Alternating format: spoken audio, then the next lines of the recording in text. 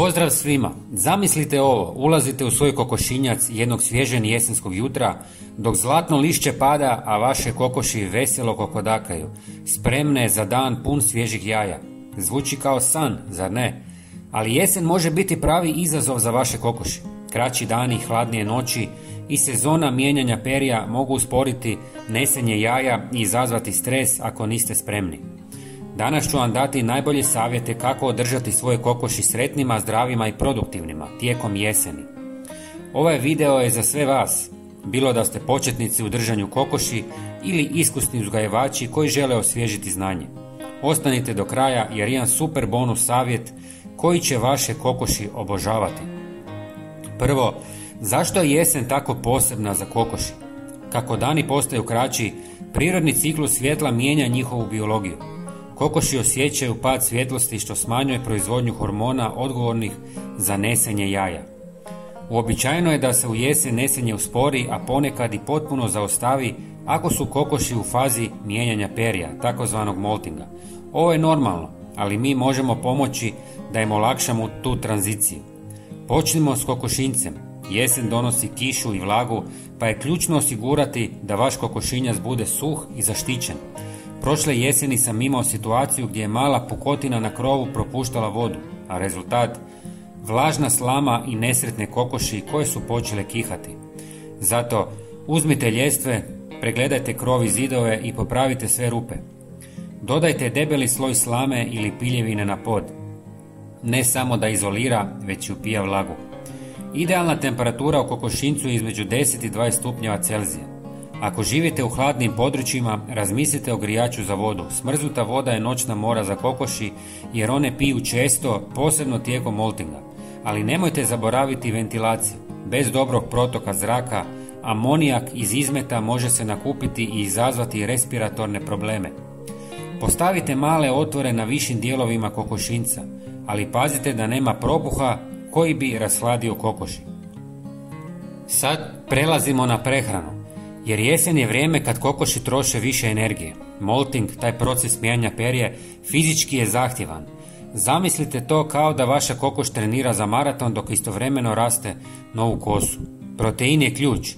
Uobičajena hrana za kokoši ima oko 16% proteina. Ali tijekom jeseni preporučujem prelazak na mješavinu s 18 do 20% proteina. Možete kupiti gotovu hranu za kokoši, ali ja volim dodati i prirodne izvore. Na primjer, sušeni crvi su hit među mojim kokošima. Bacim šaku u kokošinjac i to je kao da sam im dao čokoladu. Sjemenke suncokreta, kuhana jaja zdrobljene s ljuskom ili čak riblje brašno odlične su opcije. Kalcij je jednako važan jer čvrsta ljuska jaja ovisi o njemu. Ja uvijek čuvam ljuska jaja, sušim ih u pećnici na niskoj temperaturi, meljem u prah i miješam u hranu. Ako nemate vremena za to, kupite dodatke kalcija u trgovinama za stočnu hranu. Vitamin D je također kritičan jer manje sunca u jesen znači manje prirodnog vitamina. Možete dodati dodatke vitamina u vodu ili hranu, ali pripazite na doziranje. Previše vitamina može biti štetno. Za raznolikost jesen je savršena za iskorištavanje sezonskih plodova. Tikve, jabuke, pa čak i lišće, kelja ili blitve iz vašeg vrta odlični su za probavu i zabavu, ali nemojte pretjerivati. Previše voća može izazvati proljev. Ja dajem svojim kokošima pola tikve dnevno za 4 kokoši i one to obožavaju. Još jedna stvar, grit, odnosno sitni pijesak ili kamenčići, neophodan je za probavu jer pomaže mljeti hranu u želucu. Ako kokoši nemaju pristup zemlji, kupite vreću grita i posipajte ga po kokošincu. Zdravlje je sljedeća velika tema. Jesen je vrijeme kad se pojavljuju paraziti poput grinja i ušiju jer kokoši provode više vremena unutra, zbijene zajedno. Prošle godine sam primijetio da se jedna od mojih kokoši stalno češe ispod krila. Kad sam je pregledao, našao sam crvene grinje. Odmah sam djelovao, posuo sam dijatometru zemlju po kokošincu i gnjezdima, što je prirodan način za uklanjanje parazita. Možete koristiti i sprejeve na bazi eteričnih ulja poput lavande ili metvice, ali ako je infestacija ozbiljna, posavjetujte se s veterinarom. Redovito provjeravajte perje i kožu svojih kokoši. Ako vidite crvene točkice ili gubitak perja koji nije povezan s moltingom, vrijeme je za akciju. Osim parazita, jesen donosi rizik od respiratornih bolesti poput ptičje gripe. Čistite kokošinjac svaki tjedan, mijenjajte slamu i dezinficirajte površinu blagim sredstvima poput octa. Ako primijetite kihanje, curenje iz nosa ili letargiju, odmah izolirajte bolesnu kokoš. Prošle jeseni sam izgubio jednu kokoš jer nisam na vrijeme prepoznao simptome. Ne ponavljajte moju grešku. Prevencija uključuje dobru higijenu i smanjenje stresa. Stres može doći od grabežljivaca poput lisica koje su aktivnije u jesen. Provjerite ogradu oko kokošinjca. Koristite čvrstu mrežu i zaključavajte vrata noću. Ja sam postavio i malu kameru za nadzor kako bih bio siguran da je sve pod kontrolom. Sad razgovarajmo o rasvjeti. Treba li dodatni LED svjetlo u kokošinjac da potaknete nesenje jaja? Ovo je pitanje koje mi često postavljaju. Odgovor je da, ali s mjerom. Kokoši trebaju 14 do 16 sati svjetla dnevno za optimalno nesenje, ali u jesen dani često imaju samo 10 sati svjetla. LED svjetla su fantastična jer troše malo energije i ne zagađuju previše.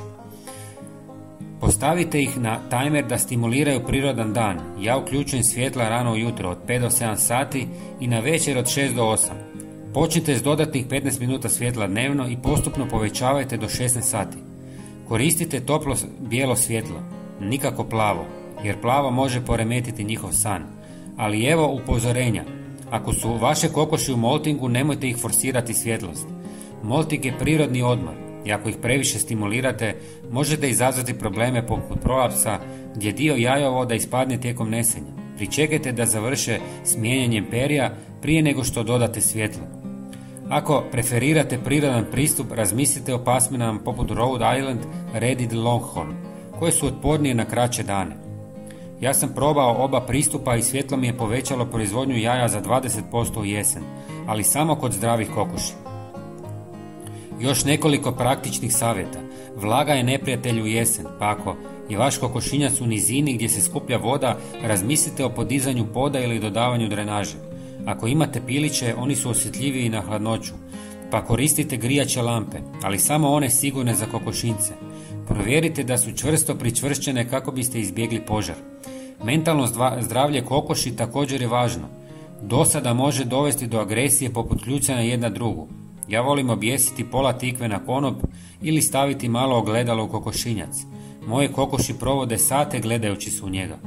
Ako živite u gradu, provjerite lokalne propise o držanju kokoši tijekom jeseni i zime, jer neka mjesta ima ograničenja.